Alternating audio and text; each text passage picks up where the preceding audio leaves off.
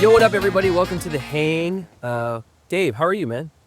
Ryan, Devlin, good as always. Good to see you, bro. Good to see you, man. Hey, where are we right now? We're not in Boston Sax Shop. No, we're not. We're live from New York at Central Park. And we're with a very, very special guest. This guy is, I hate to use the word up and coming because I don't think you're up and coming anymore. I think you're already on the scene and doing everything. You're up. Yeah, he's already up, yeah. The winner of the International Saravan Vocal Competition, a New York local now as well, playing everywhere from Theo Croker, Jazz at Lincoln Center, and everybody in between. We'll link his bio in the description so you can check it out. It's Tyreek McDole. Yeah. What's up, everybody? Yo, man. Thanks for being on the show, bro. Thanks for having me, bro. Yeah, absolutely. Thank you, sir. Yes, sir. We're in beautiful Central Park because of you. You had this great idea of coming out here. I mean, this is awesome. Yeah, it's a great place to be, and it's free. Yeah, that's right. That's right. It is free. And we got some people working on our set over here. I really pushing out love the it. leaves. Yeah, absolutely. So we love to start these episodes by asking the artists, how would you introduce yourself to somebody that doesn't know anything about you or your music? Like, how would you describe yourself in your own words? If I could explain what I do, Yeah. that's good. Yeah. Anything you want. Doesn't even have to be true. Just go Yeah, crazy. whatever, yeah. Oh, for sure. Yeah. Yeah. My name is Tyreek McDole. I am an artist, first and foremost. So that means I explore all mediums. I love the music of Duke Ellington, Charlie Parker, John Coltrane, Luther Vandross, Michael Jackson, everybody. So I'm a huge fan of the Black American musical landscape, and I don't like to pigeon myself to any one particular word I love it. because it's ever evolving. What's up, everybody? Dave and Ryan here. So sorry to take you away from today's episode. We just have something exciting to announce. We have a brand new PDF package that we're bringing to you called How to Hang on a Jazz Standard, 2 Approaches to the Same Tune. In this PDF package, there's 10 etudes from each Dave and I, all transposed B flat, E flat, and C, and it's both of our approaches to the same tune. We also have over 2.5 hours of video footage of us analyzing everything that we played. I'm thinking C7 altered, ba ba ba ba ba ba ba ba, pretty much like a Donna Lee phrase, right? And you could pick it up today, and all you have to do is go to davepollack.com/store. Now, back to the episode. That's amazing. I love that. And you're from Florida, right? I am from Sunny Florida, unfortunately. Yeah, we don't like to tell that to as many. Exactly. But we grew up in similar areas. You went to Osceola School for the Arts. That's right. Right? And I went to Dr. Phillips, so similar kind of vibe. And then you just, after that you went to Oberlin, I did. right? And you did 4 years there, undergrad. And who'd you study with? I studied with LaTanya Hall, Gary Bartz, Gerald Cannon. Woo! Who else did I study with? Billy Hart's on staff? Billy Hart right? is Yeah, on staff yeah. there. That's right. Eddie Henderson as well.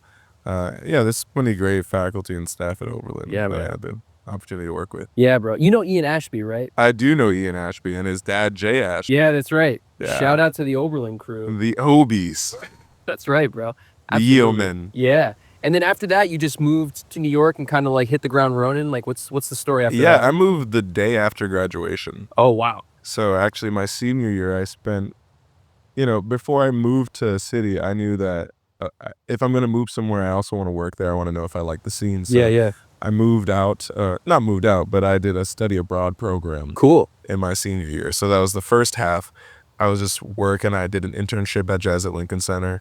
And I also went on my first tour, my first national tour in that same year. And I was like, okay, well, as soon as I moved to New York, I got opportunities and I'm going on tour and I'm living the dream. So we're going to come back to New York. Yeah. Yeah. So as soon as I got here, I just started gigging, started meeting people, working the artistic landscape. And, I've just been enjoying my life since. Was that always the goal? Was New York?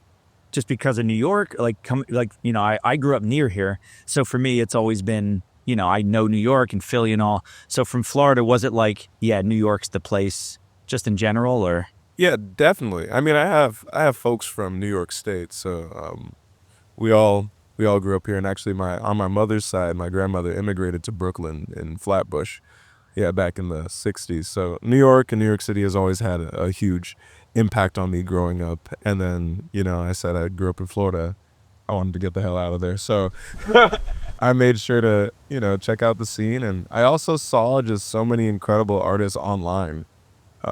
There's not much jazz where we're at, but I saw, thanks to like a lot of free streaming services like YouTube and Facebook, I checked out artists like Russell Hall, Vuyo Satache, Ralia Moherker, like all these guys and women, Brianna Thomas, Sharnae Wade, doing such great, beautiful music up here. And I wanted to be a part of that energy. Yeah, bro.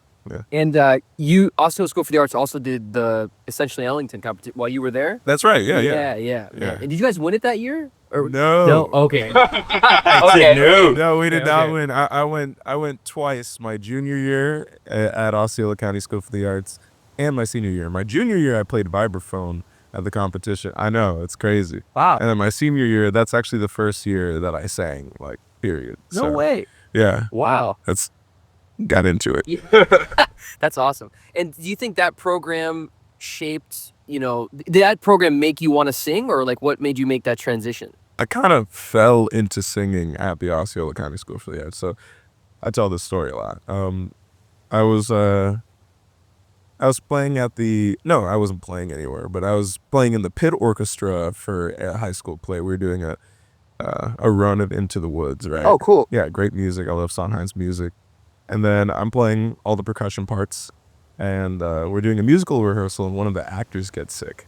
So they're not there, and it's kind of awkward not to hear any of the lyrics. So I've been listening to the music, and I was like, well, I'll give it a go. So I started singing the part, and then I noticed like a couple heads turning in the room, and I was like, oh, my voice has impact. That's really cool. I didn't realize that.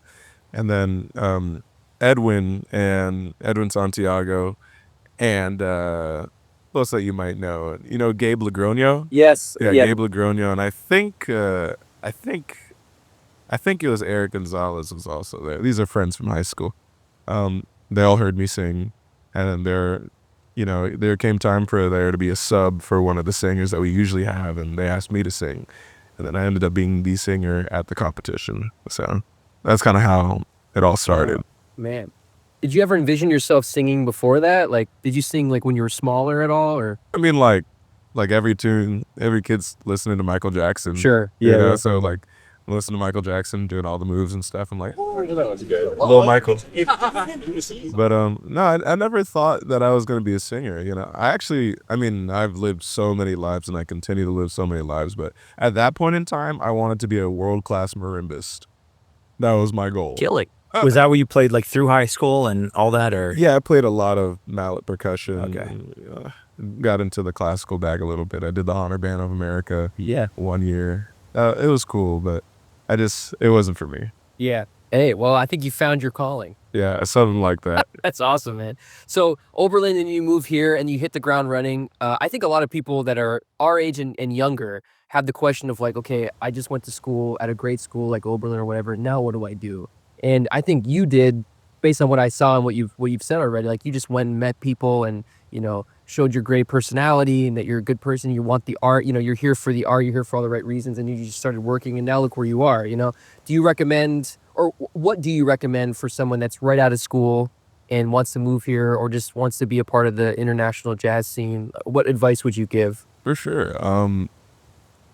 Well, I guess we'll compartmentalize it. So we'll talk about the craft, and then we'll talk about what I like to call the business aspect of it. I think those are two separate things, because you could shed all the business and have no craft. Amen. Or you could shed the craft, be killing, and then nobody know you. Right. So first and foremost, if you're an artist of any kind, it's important to take your art very seriously. A lot of people, like, you heard the phrase, people die for this music. That is very real and very true. So, I mean, people compromise and sacrifice so much just to be in this position of creating music, and you should hold it with that same amount of integrity and seriousness. It doesn't have to be all doom and gloom, but, it really take pride in what you do. So, like, without a shadow of a doubt, have your fundamentals unlocked, know your music. Whatever music that you want to do, whether that be jazz, R&B. If you want to play the pop gig, know the pop tunes, know how to play a horn line, know how to do your cutoffs and your entrances clean. All these like simple, get the basics out of the way so that we could make room for developing your artistic personality, right? what's the second part of that? We were talking about the business aspect of it, right? Yeah, the rest of that you got to figure out. I can't teach you how to do it. I'm trying to do it myself, right? But I would say if you're interested in moving to another city, investigate who has been in the city already. Investigate what kind of work is there. Like we talk about, and just know that New York's not the only place either. Or like there might be multiple angles to any one city that you might be in. Some people move to New York and they want to be a Broadway star. That's the Broadway Mecca, right? Or you want to come here and you want to play at Smalls. That might be your biggest goal. Yeah. Or you might want to come here and, you know, work with some fashion folks, some art folks, real estate, doctors. Like, you have so many interests here. It's important to try to pinpoint who's who in the scene. And connect with them and be a part of the community first and foremost. Because I feel like a lot of the time, I just graduated jazz school. I got all my licks. I could play the tune in 12 keys, whatever. That's cool. But there's 30 other people that can also do it. What's gonna help me stand out is not only like what I could offer musically, but personally and how I could contribute to the community that's already been here. So there's people that have lived here their whole lives. Right. Grew up in Brooklyn. They're over 50 years old. They have such a wealth of knowledge, and you could take something from that. They might not be like the name on the scene, but you know, their life and their contribution has impact. You could learn something from these people. Man, I love that. And it's great to hear that, because you both are definitely younger than me. And when I graduated college like 15 years ago, it was the same. People were still back then going, what's the path? You know, is it still viable to play music? And this was 15 years ago. And then 15 years before that, people are saying the same thing. And, you know, and you're doing it. And it seems like a more traditional way, actually, than a lot of people do nowadays. Yeah. You know, like you're doing the work. You're getting in it with the artistic stuff. Like you said, you're working in a lot of different bags. You're out there, you're networking. You're doing it like the way they told us to do it 15, 20 years ago, you know, whereas nowadays a lot of people might take a different route where they try to blow up online first and then use that to come in the back door this way. I'm not saying one way is better or worse or whatever, but it's just, this is the way that, like, I think has built a lot of the culture, is that you're doing it from a personal standpoint. Like, you're meeting people, you're talking with people, you're creating, and then you're bringing it out there. You're not just trying to do something else and then leveraging that to get this, or, you know what I mean? So it's really cool to hear that from someone younger, you know, on the scene, and someone's, like you said, up and coming. So you're already done so much, and it's great to see that is still super viable. I think a lot of young people get discouraged because they think, oh, at 20.4, there's no way I can just meet people. There's no way I can just get my way in there. I don't have 1 million followers online. I should just give up the love of it and artistic kind of drive to you, and that's still, so that it turns works. Yeah. You know, it's cool to hear. You know, just to touch on that a little further, I think, like, oftentimes we focus so much on the results of any situation that we forget to be people first, right? So Instagram and all that stuff is great, and I think it's a huge tool, and I encourage people to use whatever tools that are available to help them further. You know, if Instagram's the difference between you paying your rent and not, use Instagram. Why not? Why would I ever discourage that? But I think it's really important to think about people. Like, you are the sum of the people that you surround yourself with, right? So it's important to, one, surround yourself with people that you mess with, that you respect artistically, that have integrity, that, you know, not only inject positivity, because that's not real, that's not human, but, you know, that are real, genuine folks that have your best interest at heart. And I think it's really important to really build connections, not so much thinking of it as building networks as much as relationships with other people. Because it's interesting, when I talk to some of the older cats, they're like, and older can mean like 30, it can mean 60. I heard it from so many folks. But it's like, when you're in any given city for a period of time, it's like school's never stopped, right? You just entered another class, right? So who's in the current musical scene, current musical landscape, they're all part of the same class.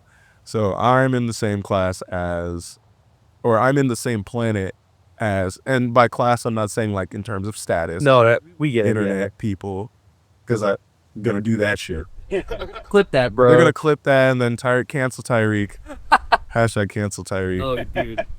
There's the subject. There's the. Yeah, there's the title for the video. That's Yeah. the- Hashtag cancel. That's kind of killing. You just gave that to us. Honestly, they hate me anyway, so let's do it. Damn. Damn. Oh. Oh, we should get into that. There was something behind that. Where's the haters at, man? Here's the Who's haters. they? They. Oh, that's killing.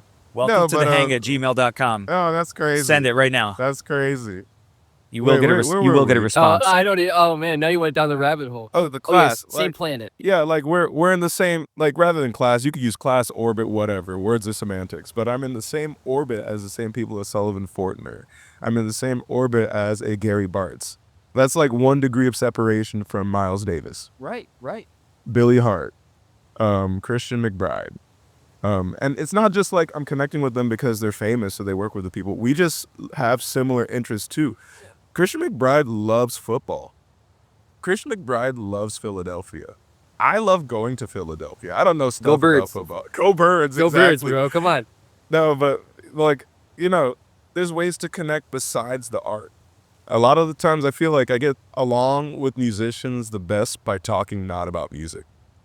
Retweet, bro. Because Absolutely. it's like, duh, music is the baseline. It's like going to the doctor's office and being like, you want to talk about medicine? No. right. That's a great. Man, Gene That's a said, great point. Gene Perlo, when he was on the road with Elvin, he said they never talked about music. Wow. Never. He's Ooh, like, wow. Save it for the bandstand, I guess. Yeah, like they maybe like make a set list, maybe, but it was more like they talk about they play cards, they talk about whatever else, but never no harmony, no Mushrooms. Yeah, maybe. Yeah. And that's not to Shout out discourage Perla. anyone from, studying with Of other course, yeah, folks, yeah. picking ideas. It's just like, there's more than one way to skin the cat.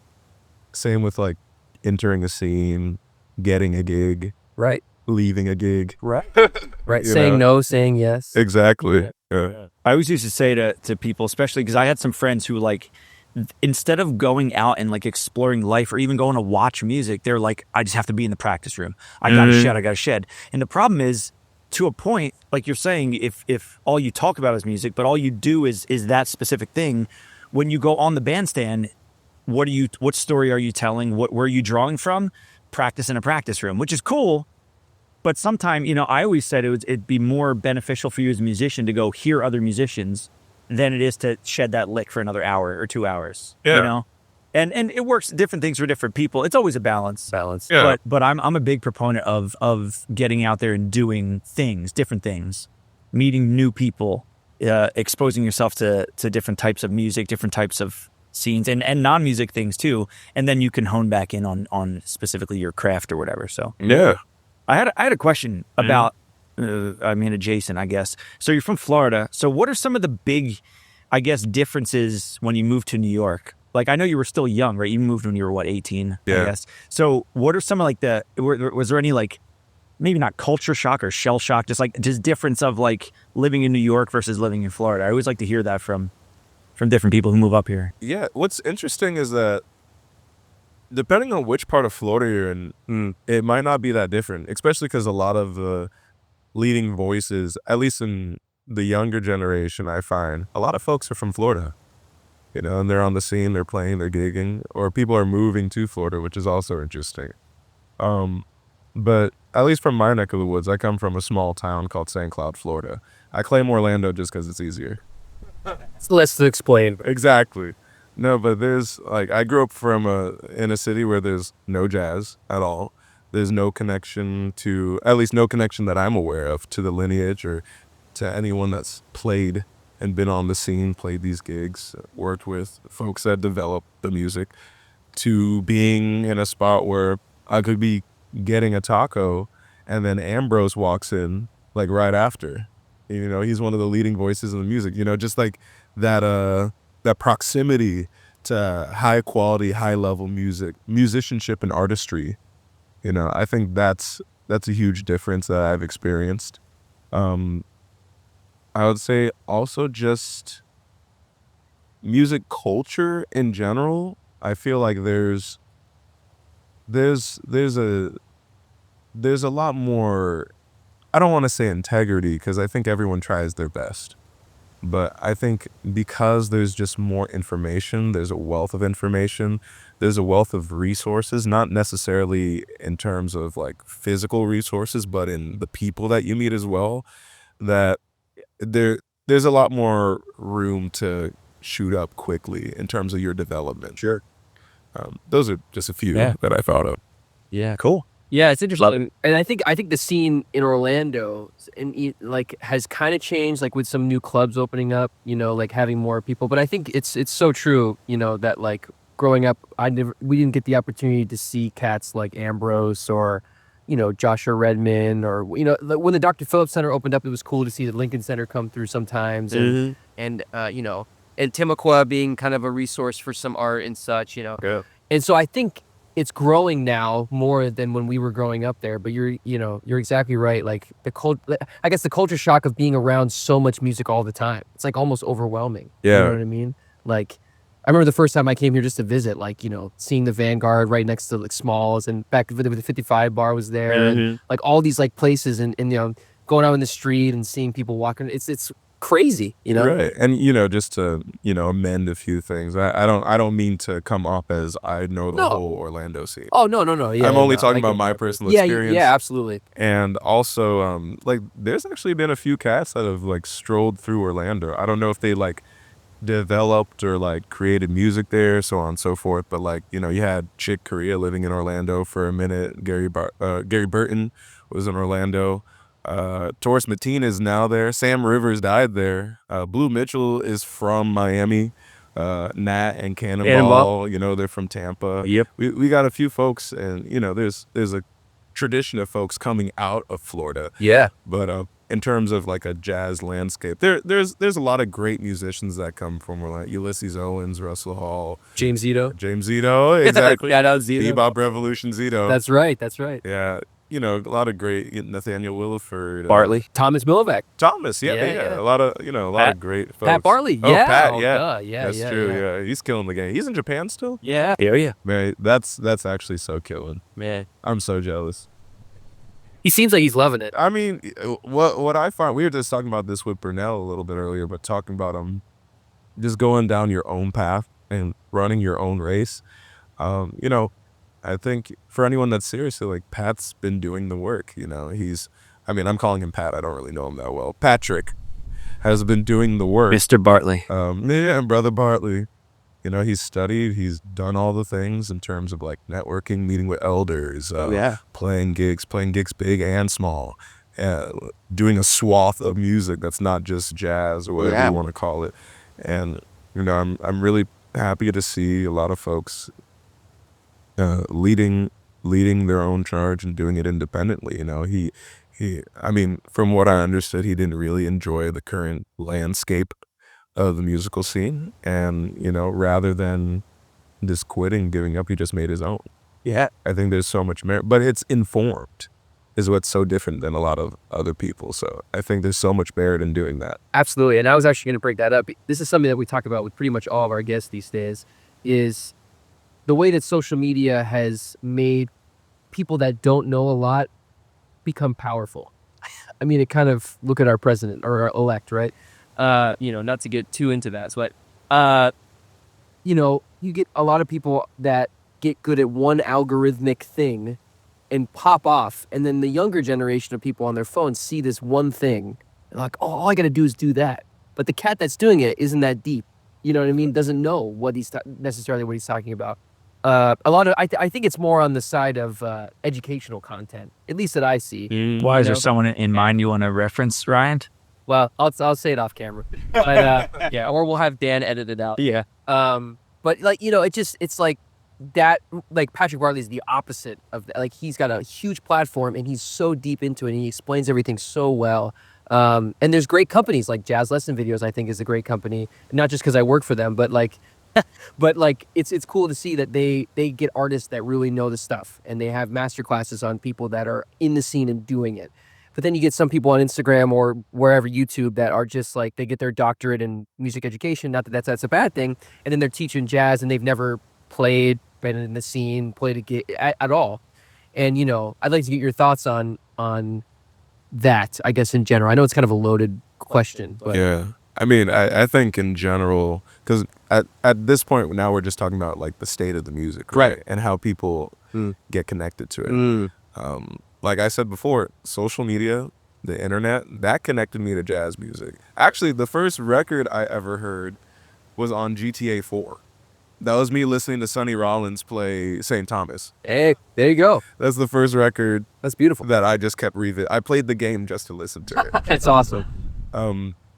But yeah, I mean, it's really tough. I think there's so many different angles, because in one way this is like it's a communal music. If you want to be a part of it, you have to go out and seek it.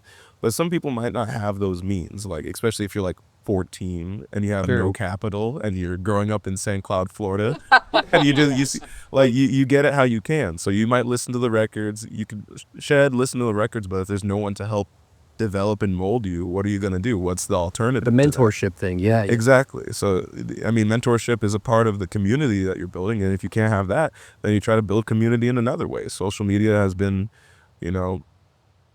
I think it's a powerful tool and it can be great, but just like any tool, whether it be like a knife or an instrument, it could be used positively or negatively. You could cook a great meal or you could do something else with it. Yeah. That's a great point. I mean, the social media thing, the people that are super negative about it, I think don't understand that there could be, I think as much negative as there can be online, there can be that much positive too, because of connecting people. Because of, like, when I have students now that come up, if I want to tell them about Ella, I can go, you know what, let's just go on YouTube right now and watch her sing, watch her interact with the band, watch her do this. You can literally watch Coltrane play. Right. When I went to high school, YouTube didn't exist. I graduated high school, YouTube still wasn't invented yet. So like I had to, not saying it was hard. You could still go get CDs and stuff, but there's no streaming. But now there's so much more access too. So like we're talking about, everybody gets a voice. Sometimes, it's a blessing and a curse. It is a blessing. It goes both ways. Yeah. It's so no, I was just gonna say, just to start transitioning to some other stuff. So you're up here, you're in New York, you're playing a lot of killer gigs and stuff. But we have a little segment we love on the show that's called Gig Horror Stories. So this could be, I'll give you a second to think, and Ryan has a new one actually if you want to add it. While you're thinking about it, I could say one. But basically, like, it doesn't have to mean like you like the piano broke on the gig. It could be like something funny that happened, or on the way to a gig, on the way leaving it, or you got called for a weird gig, like something like something PG or oh man, whatever you want. Let it fly. Yeah. I gotta think on this. Okay, I'll say mine really. I'll say mine really quick. So, I was driving to Canada from Florida with this band, and Road trip. Yeah, we were actually stopping in State College to play at this club in Erie, Pennsylvania, and it's like this old kind of bar thing. And we decided, we left Florida early enough. We're like, you know what? Let's just drive the night and just get to Pennsylvania at 4 a.m. So we're going through, and it's like, at this point it's like 2 a.m. and we're like 2 hours out, and we stop for some coffee, just a last final push before we get to the B&B. And we get this coffee, and the band leader on this gig is another saxophone player, Elaine Burdett. Shout out Elaine. He drank some coffee that was a little questionable from this gas station. So I'm driving, and he's like, man, do you mind if we pull over? I'm gonna take some medicine. I don't feel good. Fine. So we pull over, hit the restroom, and I asked Thomas Milovac to start driving, because I had driven a little bit. I was like, okay, now it's your turn. I need to take a rest. So we're driving, and we're going through these like mountain roads in the middle of nowhere, Pennsylvania, like not on the highway. Like we're going from like basically one highway to get to another one to get to Erie. So we're like in between, and we're like, it's like we're on like a ride at Disney, or like we're bouncing around, and Elaine is really feeling sick. Yeah. And so he's like, can I got to pull over. You guys got to pull over because I'm gonna, Yeah. So he points, and it's pitch black outside. He points to this area. He's like, can you pull over here? And so Thomas goes to pull over. And what we didn't know was that it wasn't a flat piece of land. It was like a ditch. Oh. So he pulls over, and the car starts sliding. Oh. Bruh. And it's like 3 a.m. We slide, and thankfully we didn't roll. We just stopped. Yeah. And we're like this in the car. And I'm like, now what do we do? Because we're in the middle of nowhere, Pennsylvania, at 3 a.m. Like what? And we're stuck. Like he's trying to like revert. We're stuck. Yeah. So we all kind of get out of the car safely. I called the non-emergency line. Cop was like, oh man, if you're gonna need a tow truck, it's gonna take about an hour because you're in what we call Pennsyltucky. Pennsyltucky. I never heard that one before. And so we're out there, and I'm like, we're gonna get either eaten alive, someone's gonna pull over and kill us, or something like that. And thankfully, like Elaine, whatever had happened, he passed it. It was cool. He wasn't sick after like maybe 30 minutes. Me too. Right. Yeah, I know, right? And then the tow truck came, and dude, check this out. So our car, I'm gonna put a picture in the video, and I'll show it to you. Our car was like here, and like where that crack is in the thing, there's a 90-foot drop. The tow truck driver said. He goes, if you guys were up there, he's like, no one would even know you were there. Like you just straight down. Wow. Yeah. So we got really lucky. So Thomas Milovac saved our lives by hitting the brakes. God's with you, man. Right, absolutely. Yeah, I mean, I thank my lucky stars, bro. Holy crap.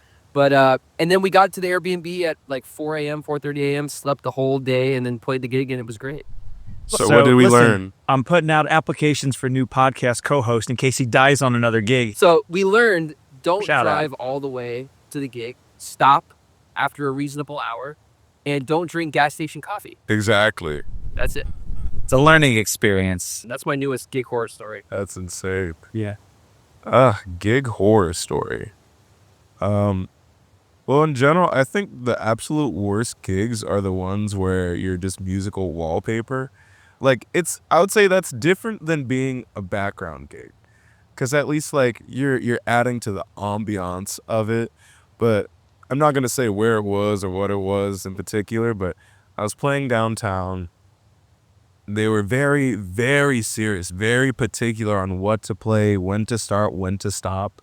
The club was, or the band leader? The venue was. Oh, okay. Yeah, Oh, God. The venue. Well, if that's a venue, but they were very particular about all these things, and the whole time we start to play the set. We play the set. We're playing. And then it's just such a massive crowd. Mind you, it's not a music venue. So they're not here for music. Okay, gotcha. And then they're just going on over, like completely over us, just yelling to the point of screaming over the band. And then all you hear is trying to play. Bim, bim, bim, bim, bim, it's like just screaming over it. So I would say that's a horror story, especially when you're trying to be a singer and then they're being but like the crazy part was like every 3 seconds we would just increase volume just a little bit just to hear each other. No, too loud. Too loud. Damn. So like imagine doing that for 3 hours. Oh my God. Yeah. Doesn't even pay that well. You're just doing it for the vibes. You're doing it for the vibes and to I think those are shedding gigs at that point. Shedding playing in front of audiences. But yeah, that's a horror story every time I have to do it. Yeah, that's pretty bad. It's like I could just be home. Yeah, right. I could just be home playing GTA 4. Literally, I could be listening to Sonny Rollins on GTA 4. That's killing us. Love it. Any like New York experiences that you've been like, wow, I can't believe I'm looking at this right now? I feel like I have that every week. Sure, right. I think we had that today walking here. Yeah. Truly. There's some. Yeah. Well, one of my favorite musicians, I think, and like when I say this, I'm really not trying to like gas him or anything, and I'm not trying to say that he sounds like Coltrane, but he has like the same impact as if I am listening to Coltrane. So whenever I go to Smalls on a Saturday night, I go to the late set and I go to listen to Stacey Dillard. Oh yeah, man. And when I listen to Stacey, he's just one of my favorite human beings. Firstly, he's just a cool guy. He does not care about all the politics, all that hoop-de-hoo. He's here to play, and he genuinely loves to play. And I think that alone is so admirable. But then when you hear him play, it's like you hear, like he could take a song like Green Dolphin Street, and I'm like, I don't want to play Green Dolphin Street. That's boring, whatever, blah, blah, blah. He like reminds you how beautiful the song is and why it's beautiful. And he injects so much personality and depth. It's just like, that's probably like some of the highest level playing that I experienced. Man. And then you could just crack jokes with him and we're just in the back, just being all goofy and shit. chopping it up. Yeah. Yeah. I mean, the fact that I think that is the impact. That is the New York story of when when you could just have these little moments with people that are so incredible, but then, you know, they're humans too. Like, imagine what Coltrane was like. And like, you know, in our age group, we could only imagine that. But we're talking to folks like Gary Bartz, and he's like, yeah, you know, I was playing basketball with my friend John one time, and I was like, John who? Oh, Coltrane. I was like, wow, you're just gonna drop that? You know what I mean? Like, they were there. They knew these folks. They lived with them. Those were their big brothers, right? So I think that is the New York story, and I think that's just the story of the music, truly, to ascend to that level of artistry and humanity. Yeah, and you're in there, bro. You're in there. Well, we're just trying. I just got here. You in there, bro. Keep it going. Yeah. Speaking of just other things, what other things do you enjoy outside of music?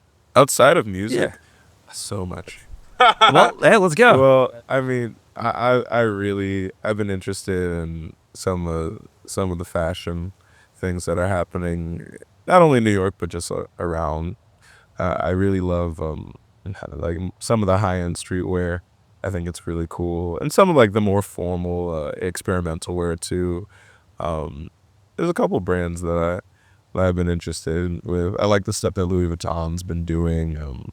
I really like Chanel a lot, especially there's this shot that they have with Baby Keem and Kendrick, and I think Big Sean's in the shot too, and I think everyone's dressed so it's so dope. I feel like that's how I would like to dress on stage. If you got a picture of that, Oh man, we'll put it in. put that in there and then tag Chanel. I love everybody. I love every brand. So if you guys give me brands. Endorsed. Oh, dude. No, but I love art in general. Like I go to That's an Instagram reel right there. Exactly, yeah. Gotcha. I go to galleries a lot, so I love visiting the MoMA. Hopefully I'm not ruining this when I spoil this, but there's a great gallery series that happens in Chelsea. It's just Monday through Friday only. It doesn't go like past 5. Whoa. I think it's very like it's for people that love art. So there's a lot of great up and coming artists from around the world Wow. that showcase their stuff there. In Chelsea, okay. In Chelsea, yeah, you guys should stop by if you can. Yeah. I love Chelsea Market. Chelsea Market's killer. Yeah. Yeah. And I really love well, for me, I'm a huge, I love culture in general, and seeing like the little secrets and the standards that they have, which in each culture. Like, recently I've been working with this great dance group called the Urban Bushwomen. Cool. And then we're doing a show called Scat. It's kind of like a mythobiographic kind of work about Al and Dot Zoller. Really, but like I'm learning so much about dance and dance traditions, working with people from contemporary to house to hip hop to jazz to Afro-Cuban kind of styles. It's I just been immersing myself in all things art and all things that humans like to do. It's been really cool. That's awesome. I think it's the best answer, like, that's outside things we've ever gotten. Yeah. That's you're just like video games, Golf, video games, going outside. He's like in it, man. Damn. Man, I try to be, I love it. I think they all inform, because like I said first, I'm an artist first, so it all informs my artistry. Yeah. Like when they think of, like, I think someone that got it on lock is, like, look at Emmanuel, right? Emmanuel, great player. He's moving the music forward. He's incorporating a lot of African rhythms into the lexicon that just hasn't been there before. Like a lot of the calls that he's making on alto are actually djembe calls in West African percussion. Wow. But he also has a really dope sense of style. Like I've never seen an alto player with a grill. That's hard. That is so hard. And it's like, he just likes that stuff, right? Yeah. He likes clothes. He likes the way that he likes to build an aesthetic around the art as well. Like, Killing. I think that's something actually very important as well. Like, if you're gonna consider yourself an artist, I think it's also important to think about how people receive your art in multiple facets. Some people, and to each their own, but some people they just want to play the music and that's it. That's great. But some people need a visual medium to help them connect to the music. I know that was true for me. Like, I always loved the music, but there was a point where I absolutely hated listening. I couldn't listen to music, period, Dang. for a while. For like a straight couple months. It was just so it was stressful because I'm trying to analyze it, and it's like it was to the point where I can't even enjoy it anymore. But I was like, I thought about I was looking at what's a great album cover, looking at Speak No Evil, shorter Speak No Evil, really cool mystique, blue, moody vibe texture, and I thought that matched the music so perfectly. So like when I'm listening to like Wildflower or Dance Cadaverous or any of these other tunes, I love them, and I have a visual to try to connect to it. I think that's just something that helps. So whether it be the clothes that you wear, or the art that's on your cover, the coloring, all these things, that's all a part of the artistic expression. Yeah. A lot of these folks, inspired by Monet, inspired by Debussy, or like they're contemporaries of the same time, of the same artistic landscape. So why not explore that? It'll only help.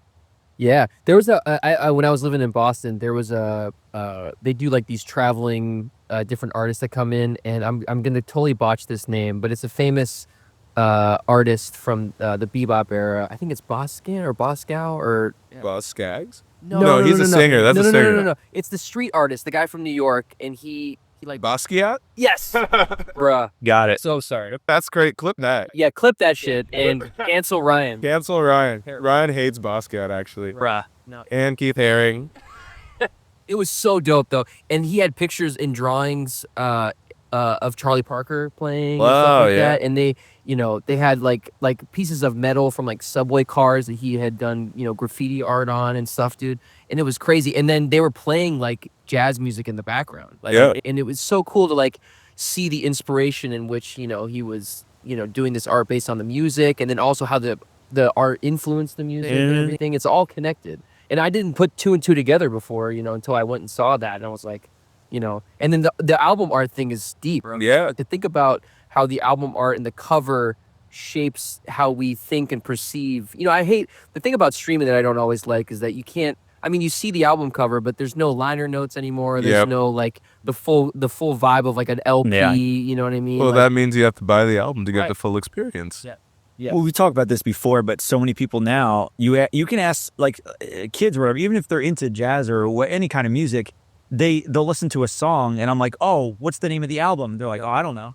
Right. It's on my Spotify playlist. Yeah, exactly. Yeah, they just hit individual songs, and that's cool. But like we talked about, like the album arc, like it's like designing a set list for a gig. It's the same. It tells a story from song to song to song. And what's cool about the GTA thing is like you went and found out that it was Sonny Rollins. You know what I mean? You could have just surface level been like, oh, that was a cool saxophone player. If I even knew what a sax was. Exactly. Yeah. I heard you that. went on, and you did the research and you were like, that's what you know what I mean? That's Because GTA 4, video games, TV, television, film, it's all art.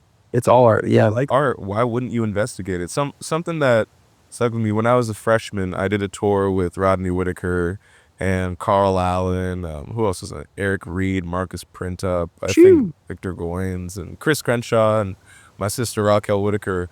We're all just touring Michigan, doing like education and, a series of concerts. Wow. But something that stuck with me was I was talking to Carl, and he said, man, the thing is, if you're going to play this music, you have to be a fan of the music. Right? You can't just, you're just shedding to shed, okay. Right. You're just playing to play, okay. You got to love what you do. It's not like you can just look at it as a job. You could get on Instagram, play a few licks, make some money, get a lot of followers. That's cool. Or, you could also do more invest. That could be your job. Right? Sure. That could just be the way that you make income. Sure. But if you love the music, you're constantly trying to figure out about how these people led their lives. Yeah. What were they into? What are you into? What inspires you beyond just the clothes, beyond the horn, beyond, the notes and the tones? Yeah. I feel like the older I get and the more I study this music and listen, and it's the notes are like so like it doesn't matter. It's like the vibe, the projection, all the other parts that aren't in transcription books or A2, but you know what I mean? Like that's the part that I have been really trying to implement into my playing. It's like forgetting about the notes and just doing the, everything else part, like the art. Yeah. It's hard to Google that. It's hard to Google art. You know what I mean? Yeah. Yeah. Oh, we got a little crossover episode. Hey, let's do a crossover we're- episode. Spo, this is the You got the warm colors, earth tones. I like that. Man, I will gas this guy up to infinity because I think if anyone's doing it well, he's doing it so well. What I admire so much about Burnell is that he's doing it in his own way. It's very authentic. What you see on the screen is what you see in person. He doesn't compromise, and I just love how you go for it, man. Man, he just got here and you're gassing him up. Man, cause that's the homie, bro. this my boy. Matter of fact, man, stream the album. Let me stream the damn album. Typewriter, bro.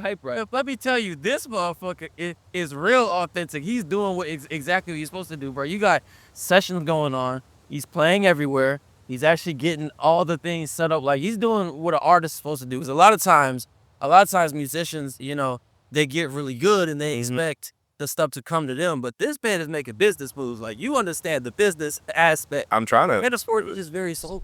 Hey, I love that. But I It's special. You're crazy for that. Something to touch on about that is that he was saying, wait, you made some really good points. I don't want to lose it. What did you just say? I was saying that you know the business. You're making It's opportunity. not just about the music.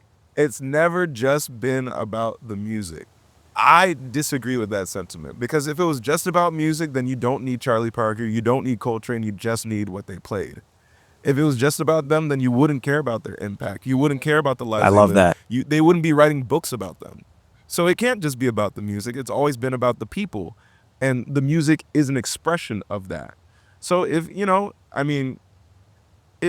I personally think that without people, there is no art. We are the ones that determine what art is and isn't, right? You could say, man, Tyreek sucks. That's trash. Okay. It took a person to say that. And that's all right. You can have that opinion. Someone's going to say that they love it. Someone's gonna not feel anything. You also can't control how people interpret art. So, one, boom. Two, it's more than just playing, right?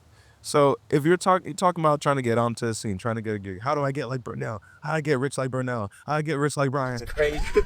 Rich. How do I get wealthy off these jazz gigs? Yeah. And it's like, it's more than just playing. You have to be a person. You got to be on time. You got to be personable. You have to be professional. And also, what makes people attracted to art, that's up to you. That is, I say that navigating all these things is an art in and of itself. Like, I think it's kind of like a comedian telling a good joke. It's not about the punchline, but it's about how you get there. Right. Like all the little commas and the peaks and valleys to getting to that point. That is what's so entertaining about that. That's what's so enjoyable about the experience of experiencing your artistry, Dave's artistry, Burnell's artistry, anyone's artistry, all the people that we love and admire. I'll get off my soapbox. No. I love And that. one point right there, you were talking about being on time, being a good hang, doing all this. All that stuff doesn't take talent. It doesn't take talent to show up on time or to be a good person or to love something. That's not a talent thing. Like you could, like some people might be super talented, but there's a lot more that goes into it than just being able to, be on the horn or whatever. So Yeah, I mean, you can't be a walking etude book. You know what I mean? No. I mean, that no one would show up and listen, right? No one would show up and listen if you were just playing the transcript. You know what I mean? I love what you said though. Like it's a people. Like people wrote books about Coltrane, not about his notes and his. You know what I mean? I mean, they did that too. I guess they did that too. But like it wouldn't be as I feel like have as much gravity if it wasn't for him, the person. Yeah. And I'm just going to start roasting because I feel like that's a huge problem with how we perceive jazz education. Because like we were saying, like a lot of folks that have little connection, if at all, to the music, are making a lot of calls. And I could be guilty of that sometimes as well. I'll completely admit that. And I'm not trying to come off as a source. I'm just really regurgitating all the good things that I've heard. Right. If it's just regurgitation and it's not people building relationships with each other, I think that's kind of why we're in this state. Like it's an ancestral music, it's communal music. There's people in Africa that are still playing like the traditional folkloric music of the time. They're still playing Manjani. They're still playing Didadi. You don't see them having a problem with, is the music gonna die? No, because as long as there's people and you're passing down the tradition, it's going to keep going. Why is that different with this music? Because you want to put it in a book. You're removing the people from it. You're removing the griot and the jelly. You're removing that whole line of folks that it takes to get to that other, to ascend into that role as like a fola or like a master. If you're even trying to go for mastery, I'd say that within jazz education, and I'm talking a whole bunch of shit. Oh, go. Keep going. I mean, I'm talking Turn so the much heat up. shit. And I'm not trying to come off as any kind of way. I just think, especially someone who just got out of jazz education. I just graduated a year and a half ago. I wish that there was more of an emphasis on the history of this music. I wish that there was more of an Don't get me- emphasis on building relationships with people that are still here. Like this year alone, we lost so many people. Oh my gosh. We lost Quincy Jones, Lou Donaldson, Roy Haynes, one of the oldest drummers on the planet. That's a wealth of knowledge. I never had the luxury of meeting him. Yeah, me either. But now I at least know a Gary Bartz. Yeah. I at least know a Gerald Cannon who played with Elvin, who's Right. that are still connected to these people. So it's important to, one, get up with the masters of this music before trying to do, Yeah. all this other stuff. And, it's always been about that. That is the tradition of the music, is dealing with people, whether you like them or not. Not everybody's a great person. Not everyone's a great person or as great as they're playing. Some people's playing isn't as great as their personality. But it's all about dealing with people. You're all on the same planet. Mm-hmm. Figure it out. Yeah, this is people's music, right? I mean, it's no, I'm just saying drop the mic. That was great. right. No, I absolutely. Don't actually drop it. That's Yeah. nice. That's why I call him the specialist. Wait, he didn't hear it. That's why I call him the specialist. That's right. My Instagram is... No, let me stop. We have some inside joke. Inside. Okay. And if you want to find out more, Yeah. you got to follow us and pull up to the session. Penny Joe's. Penny Joe's, bro. It's a fun session. When is it? It's on Tuesdays at 8 till 8. And, this is another problem. If you're going to be a part of any community and if you're going to go to a venue, support the venue. Because if there's no place to play, what are we doing? Buy a drink. Buy a drink. Buy a bag of chips if they got something. Yeah, buy a soda. Some people might show you favor if you're cool, a hang, and you're actually supportive. So just keep that in mind. That's probably what's helped me get the furthest in this scene. I definitely don't think I have nearly as much talent as some people on this scene, but I'm in the same rooms as them, because I know how to carry myself as a person, and they know that I'm diligent and serious. Drop the mic again. Beautiful. Sheesh. Well, before we end the episode and talk to Brunel here. Be right here. Oh, no, it doesn't matter. No, man, no. This is great. We're hanging. I know you got a record coming out. I do have a record Let's coming talk out. about that just for a second. I want you to plug your stuff. Hell yeah. So I've been signed to this very beautiful French label. It's called Artwork. I was signed by a man named Jean-Philippe Allard, who produced Abby Lincoln's last 13 albums. Whoa. Wow. He produced and he worked with so many folks all across the scene. He actually helped resurge and develop Dee Dee Bridgewater's career as well. On this label. I mean, I know I should be talking about my album, but I think the legacy of this label is huge, especially because Jean-Philippe just passed this May. Oh. And the label just started about a year ago. Whoa. And so I'm actually one of the last people that he signed. I think I am the last person that he signed. Amazing. And, I'm really looking forward to not only honoring his legacy by, giving out my artistry, because he just saw me online and then he instantly wanted to work with me. I thought that was very nice, very kind. The specialist. Yo, that's crazy. It's a little deeper than you think. Okay. Gotcha. I gotta dig into this. Yeah, we will. But I got a great album coming out. I'm so happy. It's entitled Open Up Your Senses. I'm playing. That's very Tyreek. I love it. That's very Tyreek. Yeah, fake woke, crystals. Angel number. No, that's good. It's called Open Up Your Senses. I got my first single dropping December 6th. I'm incorporating all styles of music that I love. I love what folks commonly call jazz music. I'm an artist. I'll never really pigeonhole myself to one style.